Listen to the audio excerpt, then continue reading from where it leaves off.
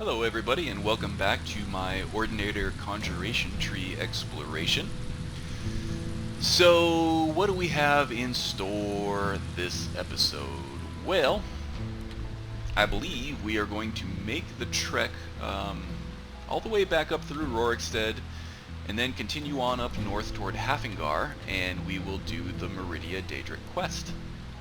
How about that? Ooh, what's down here in Falkreath? Oh, the Hearthfire stuff and the Helgen Reborn stuff. Okay, no big deal. Oh, but that does remind me, I did pick up another bounty to kill some giants over here. So if we're going that way, we'll go ahead and take them out, I think. Another thing that happened off camera is that when I meditated last, I became a devotee of Xarxes. I don't know how much longer that's going to last because we are going to take the Meridia quest and probably start worshipping her very soon. Let's see, that's just worshippers. What else do we have? Devotee of Xarxes. Panopticon? While meditating, you may ascend in a trance, revealing all characters in a very large radius. That's pretty nice. Just to sort of scout out an area. Maybe we will try that. We have to remember to try it. It's a new mechanic that I'm not familiar with. And as such, it may not be top of mind, but we'll have to try that out at Meridia's Shrine when we clear that out. Is there anything else, or was that the only thing? Panopticon. Is that something like all sight or something like that? Anyway, should we take Zora or not? Let's leave Zora here. So what now?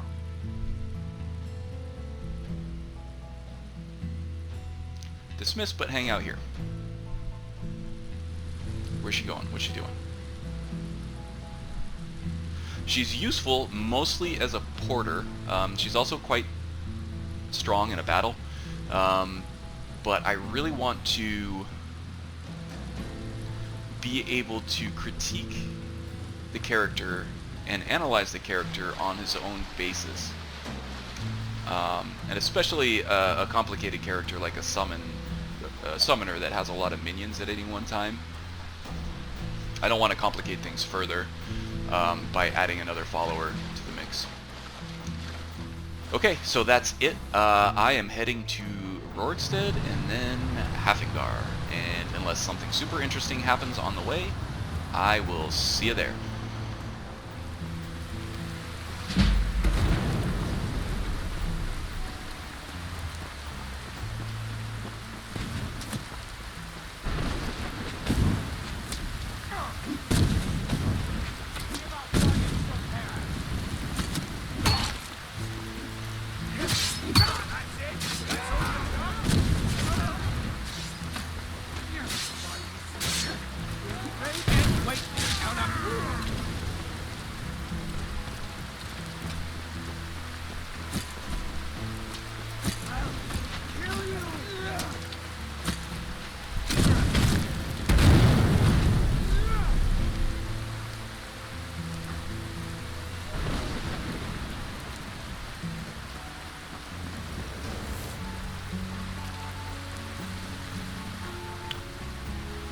Okay, so we have a bandit hideout coming up here. They're going to solicit us for funds, try to shake us down.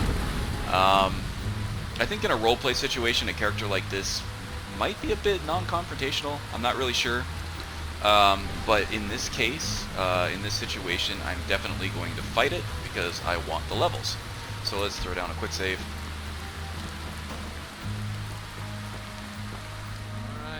Enough. You know how this works. Oh.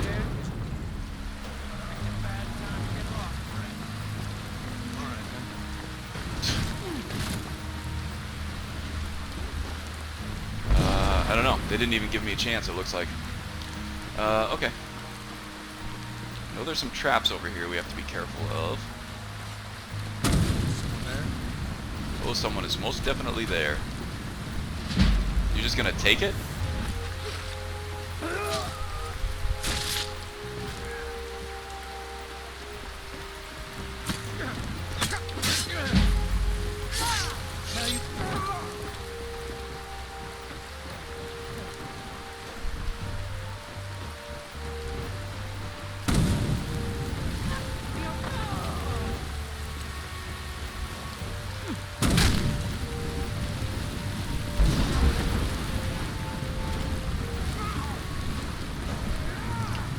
That guy is taking a ton of damage, isn't he?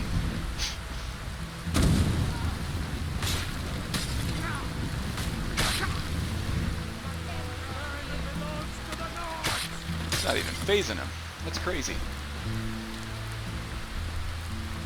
Healing.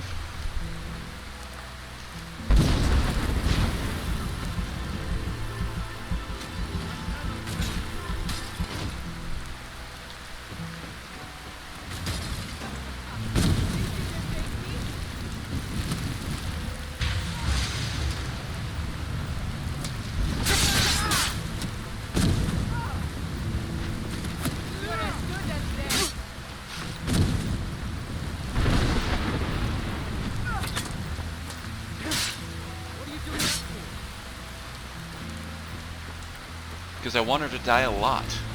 That's what I'm doing that for.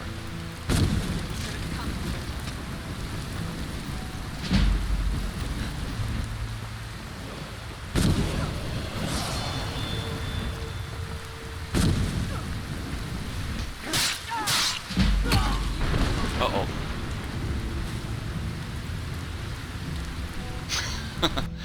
Alright, we're very squishy.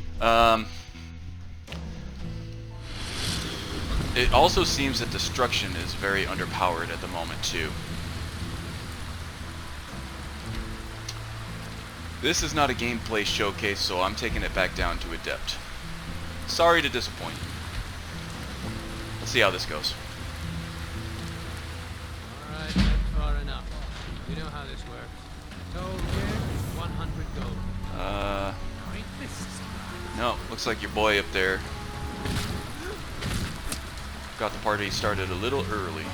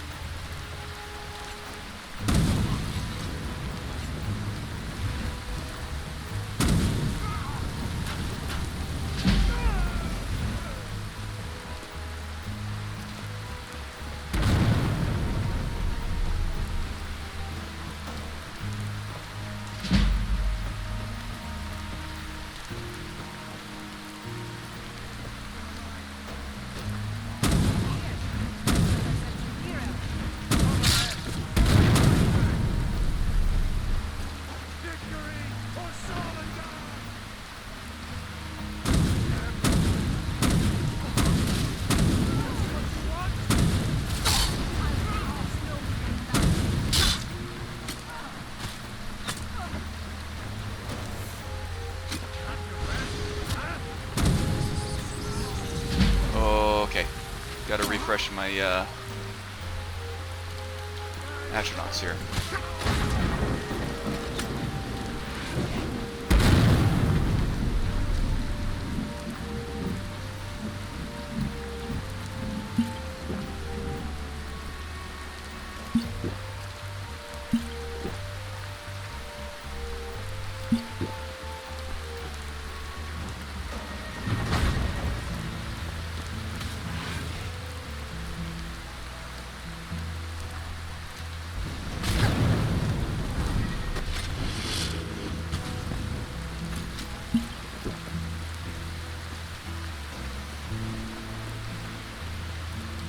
Okay, do a quick save, get some healing here. Now, one of the adjustments that you saw me make there was I started feathering the flame spell a little bit instead of just holding it. That's going to reduce my defense a little bit because I won't be able to take advantage of the alteration perk that adds to damage reduction while I'm holding onto a spell. It also will not, it will reduce damage of the Atronachs too while I'm not holding on to it. But the way that the flames and flame spells work in general is that while the enemy is on fire, they take extra damage. So that doesn't happen on the same on a single cast. So if you use the spell once to light them on fire and then use the spell again, you'll get a damage boost on that second time, plus you'll get a stacking increased damage modifier.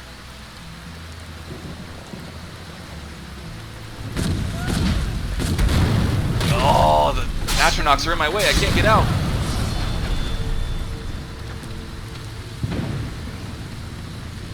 Okay. Yeah, so the more times you cast flames on a single target, the more powerful that they get in sequence. So let's go ahead and heal up here. We're gonna save right before we take on that Bandit Chief again, and I think what we're gonna do is we're gonna cast some Atronachs in there to take the heat off of us and not block us in there like they did that time.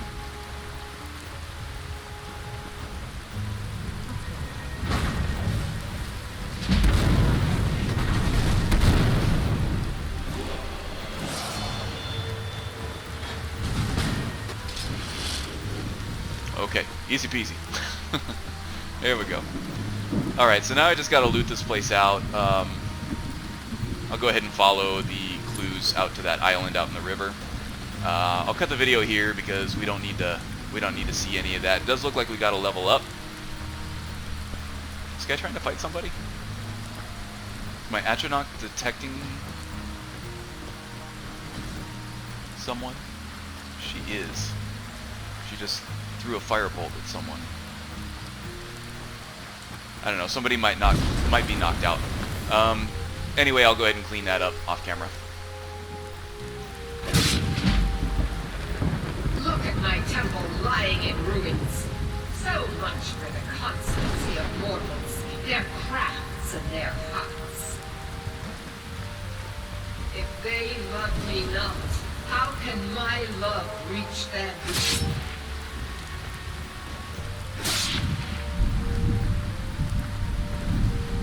Okay, excuse me, I had to kill some defenseless animals for their souls. You know, no big deal. Okay, so here we are at the Shrine of Meridia. Restore to me my beacon, that I might guide you toward your destiny. Thanks, this bacon was making my hands a little greasy. You can have it back.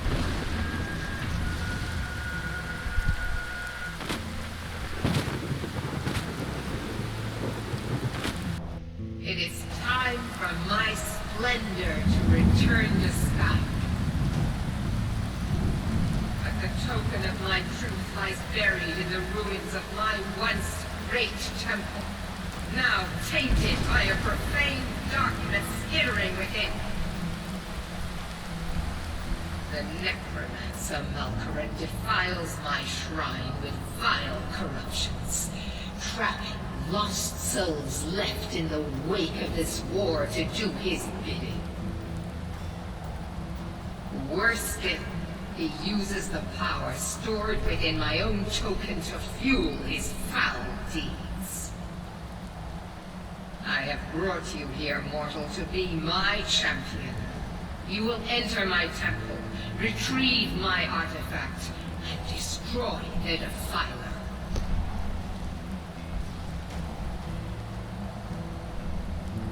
I'll do it, Prince Meridia. Of course you will.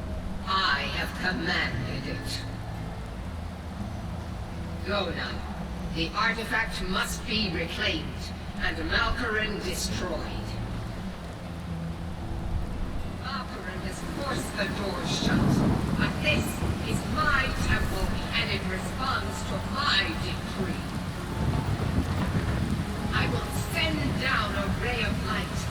Guide this light through my temple, and its doors will open.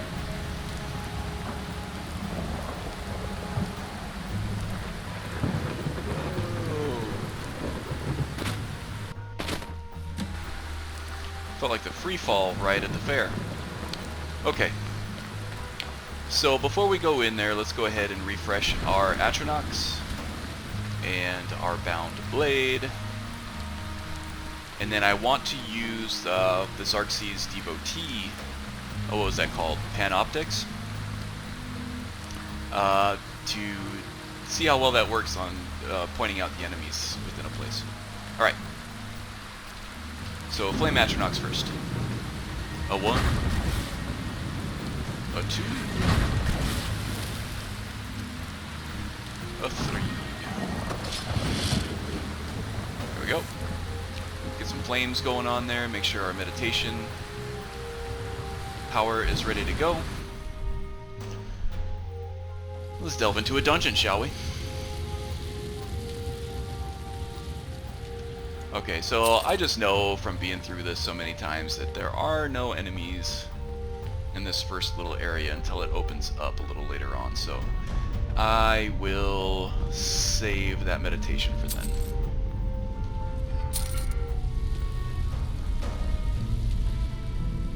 Nothing doing there.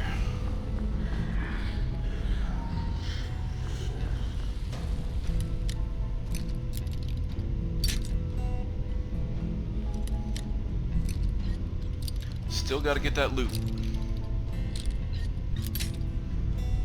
Oh, jeez.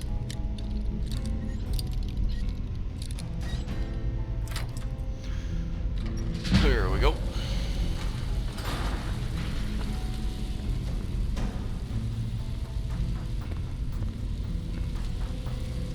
Honed Ancient Nord Rapier. Okay, that's from Animated Armory. I love the rapiers in this game. In that mod. My Just for Fun character that I play when I'm not recording uses a rapier, and it's a lot of fun.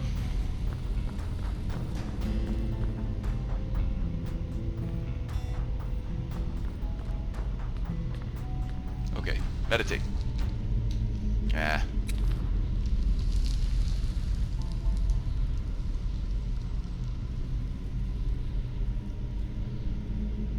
Is that the site right there? Still not seeing any enemies. Maybe there aren't any just yet. Okay.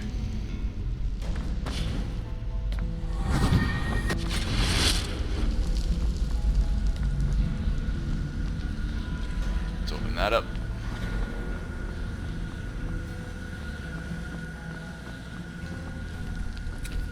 Try another meditation.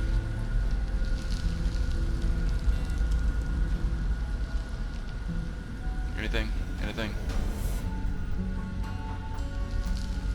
No.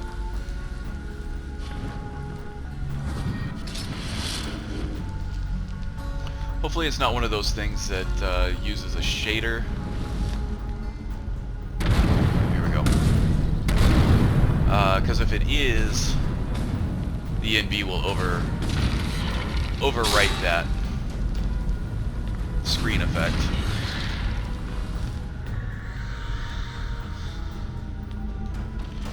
So we'll keep trying in different situations here and see if we can get that panoptic thing to work.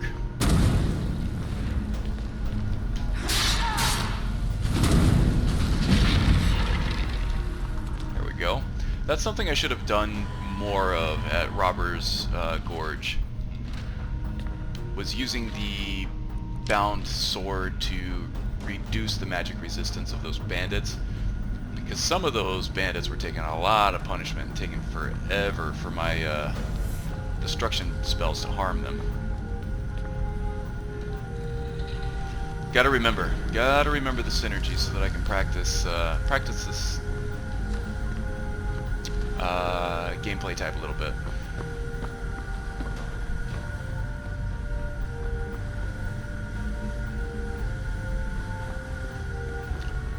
Okay. No loot. Let's continue. Let's meditate. I think there are some dudes in there. And yeah, I'm not seeing him, but I can see him floating around right there. Let's... Yeah, it doesn't seem to be working. That's odd. Maybe they have to be living enemies, or maybe there's an incompatibility with the enemy type of these shades here. I know these shades are a bit unique. anything else that I have to do with that?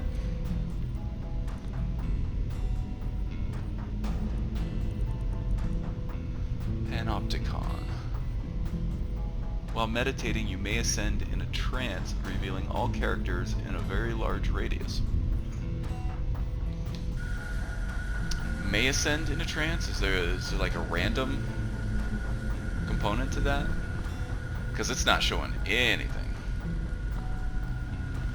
So I'm thinking either they're supposed to be like humanoid or living, or it is just a random chance that you may or may not get it.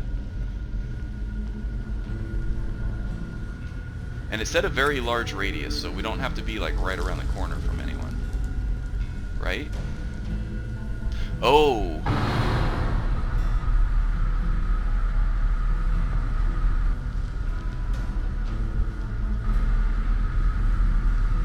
There we go. That's working now. Check that out. We have to select the actual panopticon.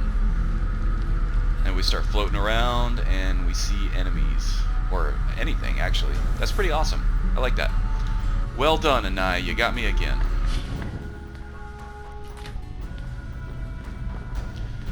Now, they don't stay visible. So you have to kind of remember where they were. There were two off over that way that we have to be mindful of. But that does give this character some scouting potential. He knows where to cast a new Atronach in order to take the brunt of whatever ambush might be waiting.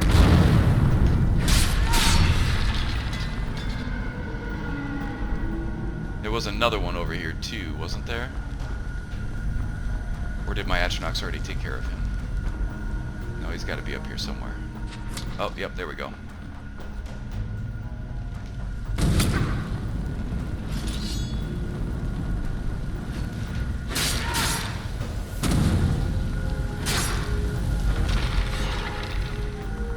Alright.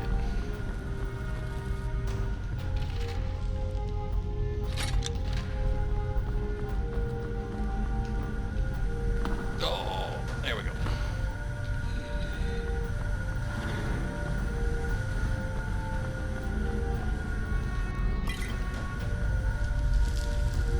Do we have anything to disenchant? No, just the clothes that we're wearing. We don't want to go through this naked.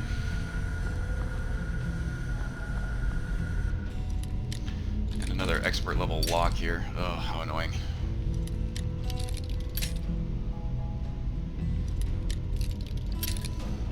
Ugh. Controller's acting up again.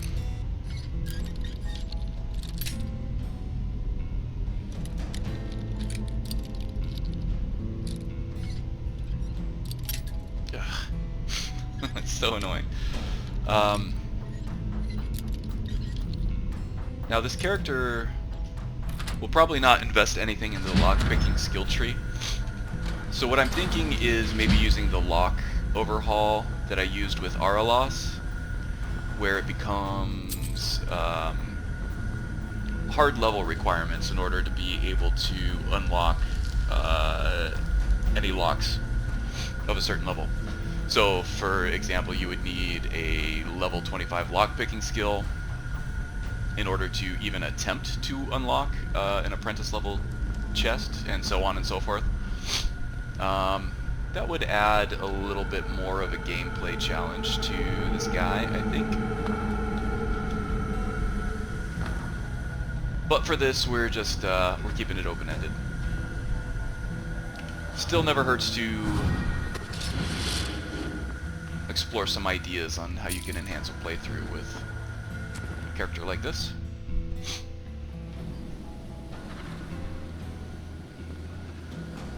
Atronach's still going strong.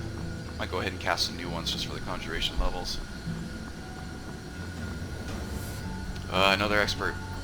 Alright. I know this must be riveting gameplay for y'all, but it has to be done. Oh, look at that. Got off easy on that one. Ooh, look at that. Be wearing that. We're getting some quite nice leveled loot now. It's hard to believe we're all the way up at, what is it, level 30, maybe more.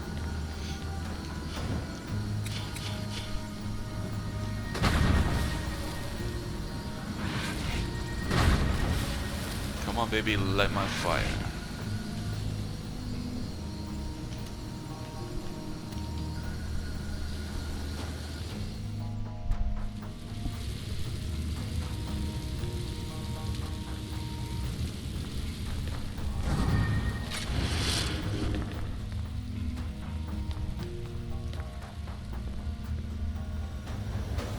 All these spells are getting quite easy to cast. They're not taxing my magical pool very much at all, which is good.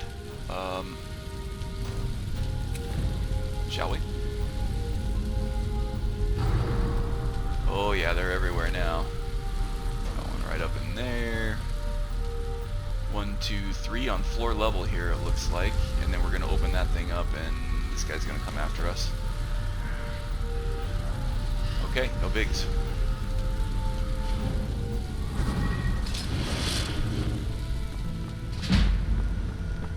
Alright, you shady bastages.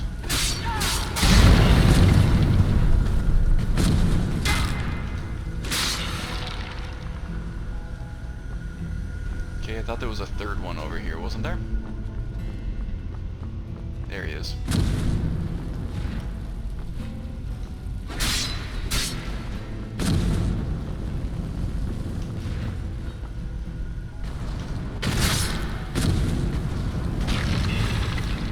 Nice, making the most of that. Nice job. Make the most of that spell sword perk. Gold emerald ring, we can enchant that. Make a pretty penny off of it.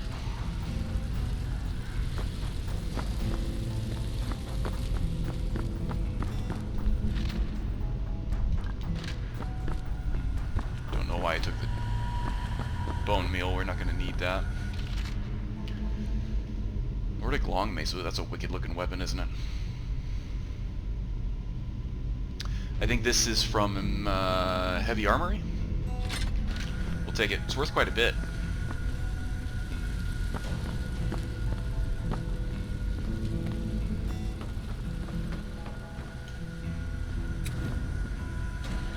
Get a new blade out here.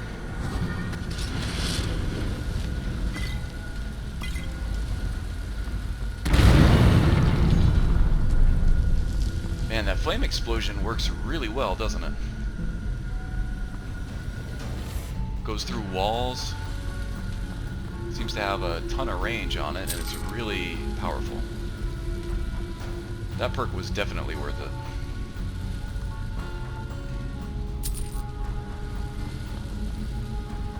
Some nice high-level soul gems, which is always nice. Master level lock. Nah, not messing with that.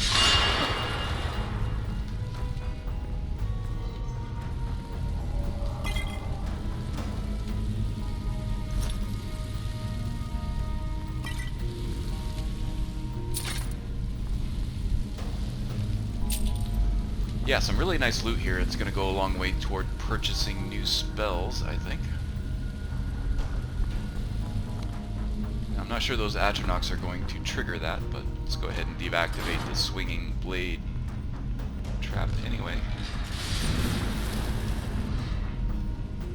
Huh, guess it only went once. So we're going to need a new Atronach.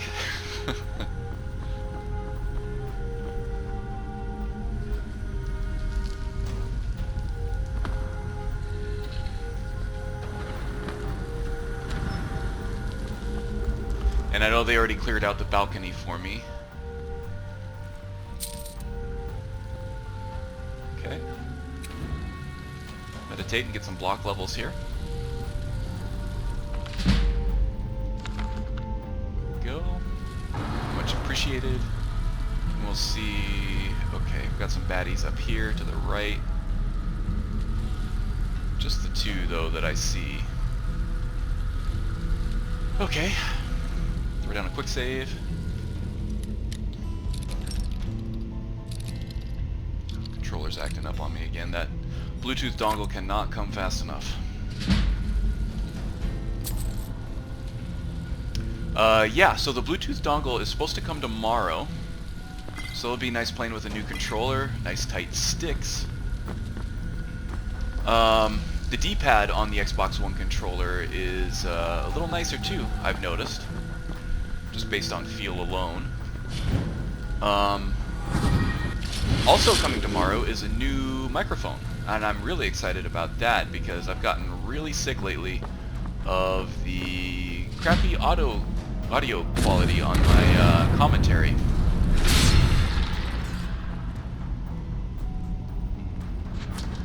The S noises seem to really whistle. I promise I don't whistle my S's like that. Sound like I got some big old dentures or something. Doesn't sound like that in real life. I promise. So yeah, and it will be a cardioid directional mic. It's the Blue Yeti. And the directionality of it will help filter out background noise from my overhead fan and my PC fan, particularly on my GPU. I have a really steep fan curve on that because I overclock the hell out of it. But the trade-off is that the GPU fans are running at full speed most of the time I'm playing, and it gets a little loud. And my current headset microphone, well, pretty good for what it is. I use the Steel Series headset. It really picks that up. I can mitigate it a little bit by adding background music to the video footage.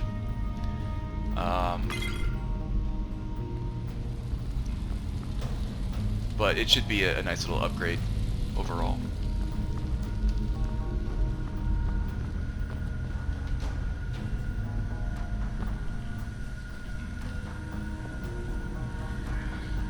Okay, I'm pretty sure I selected that. There we go. Okay, take the quick way back down. And into the final area.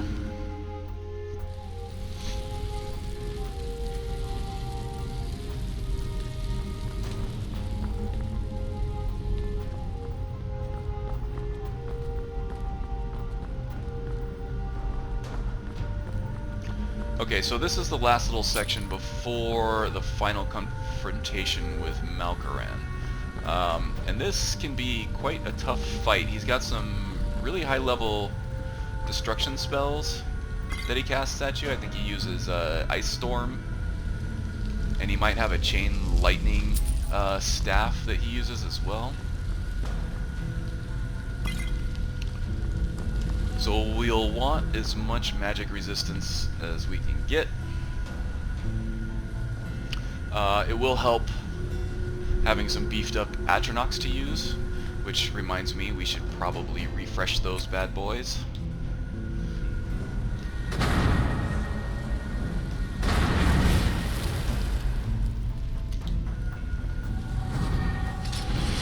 There we go. And we'll probably also want a quick save here after we open up this door. Because there are no guarantees here that even at the lower adept difficulty level that we are going to survive this.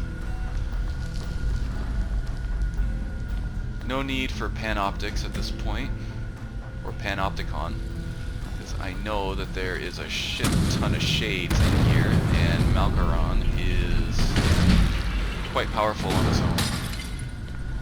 Oh, here comes that Ice Storm. Did he already take one of our Atronachs? Nope, that Ice Spike hurt, didn't it?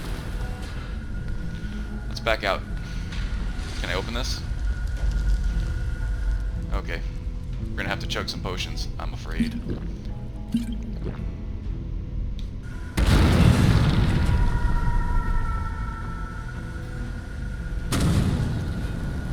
So we still do have a flame Atronach because the Edge of Oblivion curse hasn't hit us yet. Do we have any magic resistance?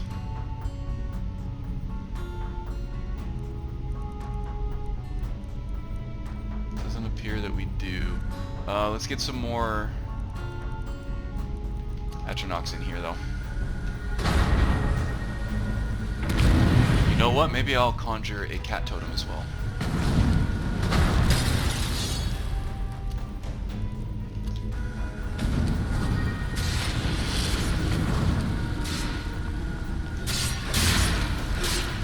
There we go. Now we just got the shade to deal with. Oh, we made quick work of that cat totem, didn't he? But that did do quite a bit of damage. Let's get him back here.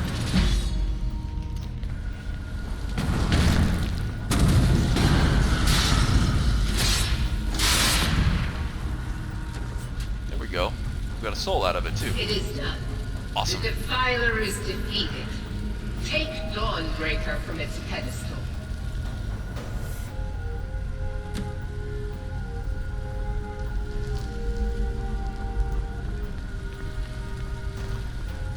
Okay, let's just go around here and loot some stuff.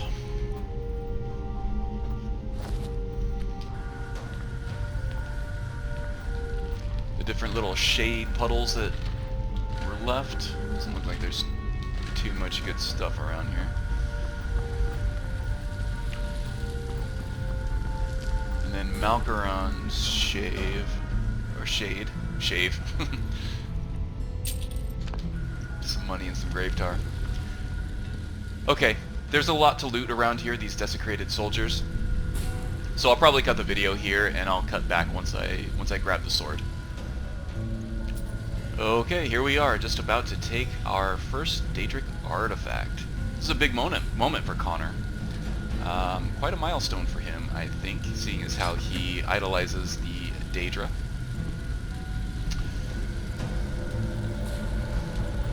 Anything? There we go. A little bit of a delay there. What's up, Mary? Mal Koran is vanquished.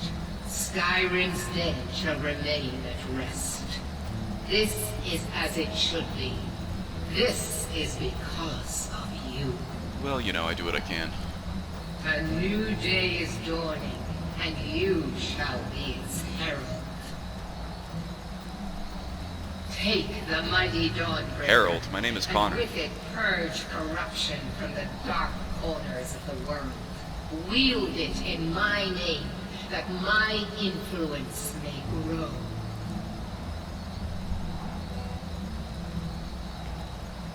I'll wield this mighty blade in your name. May the light of certitude guide your efforts. Indeed. Hopefully we can get some of that light of servitude shining on us through winter's sun. Okay. So this is going to be a bit transformational here. Just because we are going to switch, at least temporarily, from our bound sword to the mighty Dawnbreaker. Okay, so I'm running Zim's immersive artifacts. He's toned it down a little bit, just because there were some things not working quite right in previous versions. But it is unleveled, so it is the most powerful version of this weapon you'll get. In the vanilla game, if you would have completed this quest at a lower level, you would have gotten a weaker version of this weapon. But with Zim's immersive artifacts, you get the most powerful version of it right off the bat. So this will burn the target for 40 points, so you do 40 points of flame damage, and then inflicts additional fire damage when striking undead foes the first time you strike them. So this is going to be most useful against undead. I can see Connor equipping this, bringing this along on his travels when he's going to face undead of some sort. Looks pretty sexy on him too, doesn't it? I like it. Along with our flame Atronachs, We're going to be quite the bane of the undead for a while here, huh? Nice. That also means that we want to go ahead and hook up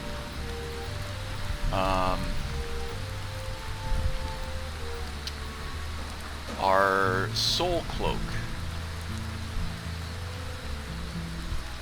to Okado's Recital, along with our Stoneflesh spell. So now we'll keep filling soul gems up with each enemy we kill, even if we are using Dawnbreaker. This also reminds me, the other thing I want to do is turn on visible favorited gear, because I want Dawnbreaker to show up on Connor even when he's not equipping it. Turn it on. Okay, cool. So now, if we go to dual cast our Flame Atronach, Dawnbreaker is still on our hip there. Excellent.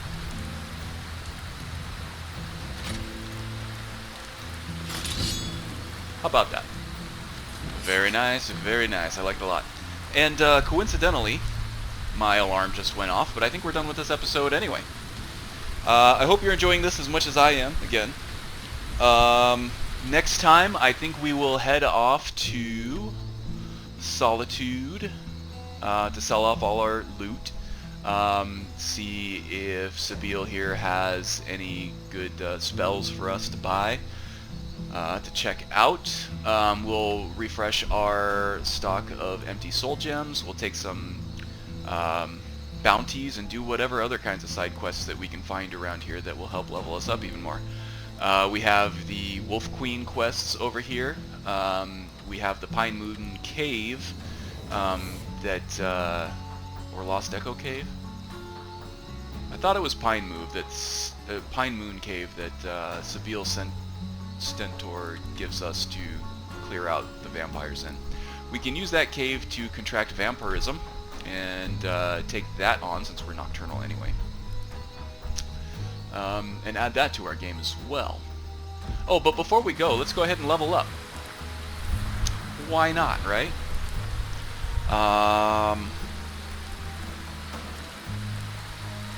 What do you think? Let's stick with Magicka for now, just because, ooh, 3 level ups. That's awesome. We're still 5 Conjuration levels away from, what is it, March of Oblivion? Yeah. 250 points. So we're shooting for 750 Magicka in our pool, which is quite a lot. So we're probably going to be investing in Magicka quite a bit. And our character is meant to be squishy. We're supposed to conjure up constructs that are supposed to be acting as tanks for us anyway. So I think we can concentrate on Magicka for a while, especially because we're not playing at a super high difficulty level right now anyway. That's sort of the ultimate perk of this tree, is getting all those extra minions to follow you. What else? Destruction, we can definitely make use of. And I believe this stuff will also affect our enchantment on Dawnbreaker? Not really sure. It may not be a vanilla enchantment. Or at least part of it might be. Let's go ahead and focus on Alteration first, though. I said we were going to focus on that. I don't see us needing dual casting for this, because most of what we are actively casting out of the Alteration skill tree is flesh spells anyway. And we're casting those through Okado's Recital automatically. So we're close to level 80 on this, which will make our protection spells 200% stronger, which is great. We don't need to be generating gold. Don't care about locks. Don't care about gold. What what else do we have up here? Throne of Nirn. This is the one that puts you on a pedestal. Makes you unreachable to melee enemies while you're charging a spell, or while you just have a spell active. Yeah, not really. We're a ground troop. What else? What else? Fancy and magic we're not gonna do. Wild Shrines not really interested in. So this is kind of a spell twine effect. If we want to take spell twine, we can use that. Otherwise, I don't see any reason to spend a perk on this.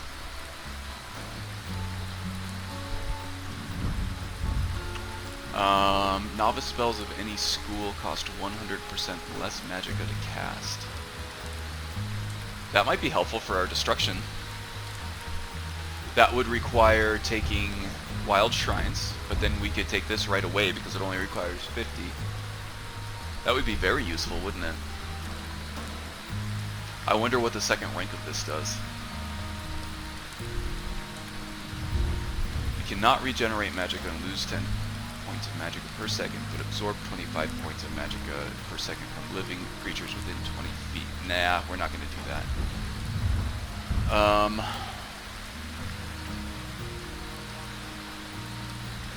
This might be interesting.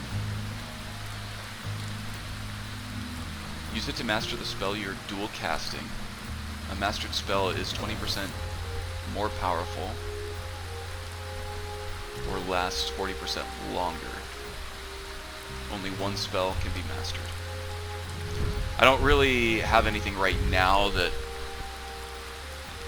could make a whole lot of use of that. 20% more powerful would be great for destruction spells. 40% longer. Our conjured constructs already last a very long time. Alteration spells already last quite a bit. Yeah, I don't know. Spellblade. What do we have for Energy Royal? Whenever you cast a spell with one hand, reduces the armor of nearby enemies within 10 feet by 150 points per second. Excellent. I'm taking that. That's a no-brainer. Whenever you attack with a weapon, reduces the magic resistance of nearby enemies within 10 feet. So this is an area of effect magic resistance reduction, as opposed to the magic resistance reduction you get on hit by bound weapons through the perk that we have in the Conjuration tree. We can't take it till 90 anyway, but this still seems like it would be great to have, just because the Atronachs do have a tendency to target enemies that we haven't hit yet. So that's great. We'll be looking forward to that. Philosopher's Stone, we've already decided we're not doing that. But this next one here, the Resistances branch, I think might be helpful. So let's go ahead and choose 2 resistances. And what resistances should we take? Being a Breton, we already have magic resistance. We've seen a lot of frost. High level mage enemies seem to cast that frost spell quite a bit. Fire seems pretty common. Actually, shock seems more common, especially in the form of staves. See a lot more of those. But fireballs are cast by both fire Atronachs and hag ravens. And dragon priests tend to carry staffs of fireball as well. I don't know. Tough decision here. Shock or fire? If we're going to take vampirism, the fire will help a lot. Shock resistance helps keep our magical pools up, which is important.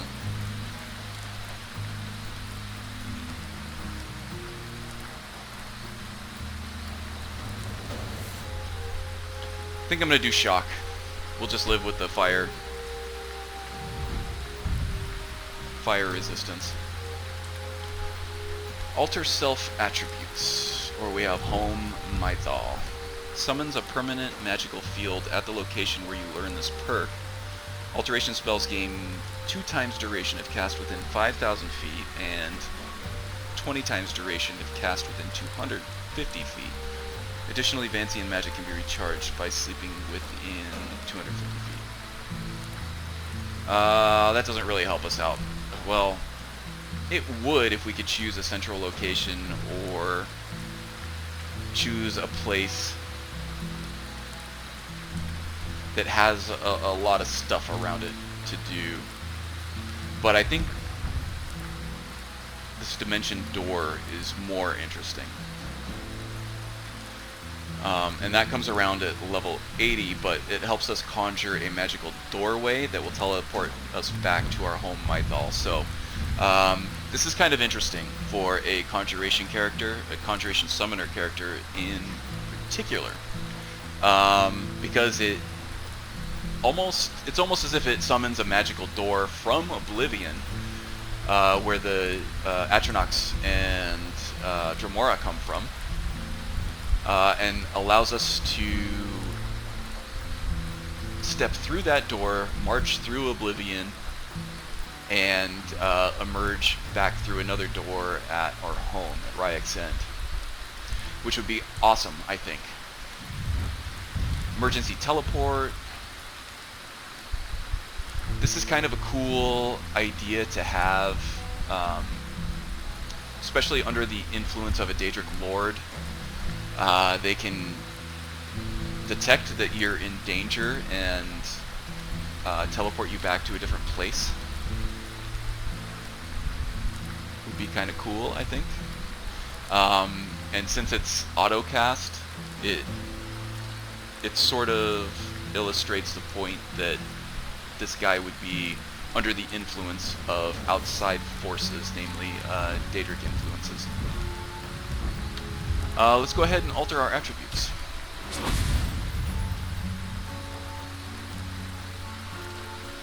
Okay, so this is we're going to choose an attribute to increase, but I think that it also has us choose an attribute to decrease by a lesser amount. So let's go ahead and increase. Oh no, we could just increase it. Great. So now we have 50 more magic to deal with. I don't think that affects our March of Oblivion pool, though. I'm really not sure off the top of my head. We may find out about that. Let's remember to check that, because the 50 points is not showing up in our magical pool right now. I think it just adds a perk that adds to your pool. Actually, let's exit this. Come back and check it out. Oh yeah, so it did.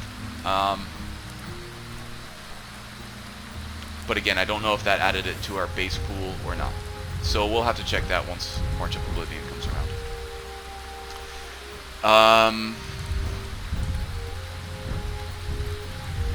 Oh, you know what I'm thinking of? Where you would take another attribute that's one attribute to strengthen by 50 points and one attribute to weaken by 25 points. It's an Imperious thing for the Imperials. Once you hit like level 10 or 20 or something like that, it gives you that choice. So that's what I was thinking of. 50 points will definitely help. And then for Nullifier at level 90, this is great. It prevents enemies within 25 feet from regenerating Magicka and Stamina, which really helps out our Void Burn perk from Conjuration. Okay, so we still do have 2 perks to take. We're not going to take this one yet until we get back home to Ryek's End. But Dimension Door is really cool, and we can take that fairly soon at level 80. So we want to have 2 available for that when we get there. We probably will at that point. Let's go back to Destruction then. Fire spells have some nice synergy with Dawnbreaker. So we'll go ahead and do this. Combustion. Fire spells and effects cast on others are up to 20% more powerful based on the target's missing health percentage. And then next rank we can take 30%, which is awesome. What was that other one up here that we were going to take? Wild Shrines. Intuitive Magic. That's right. We should do that. Now I wish I had that perk again. That's alright. No problem. We'll get there. Oh, and one more thing. I was going to see if I could worship Meridia again.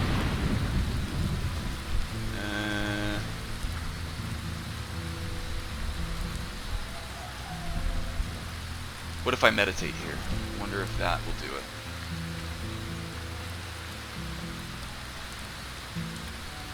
No, just Xerxes.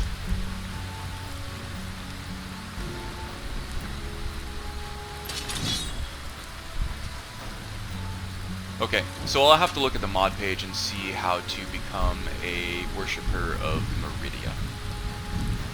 I know in the MCM menu, the quest requirement for this is on.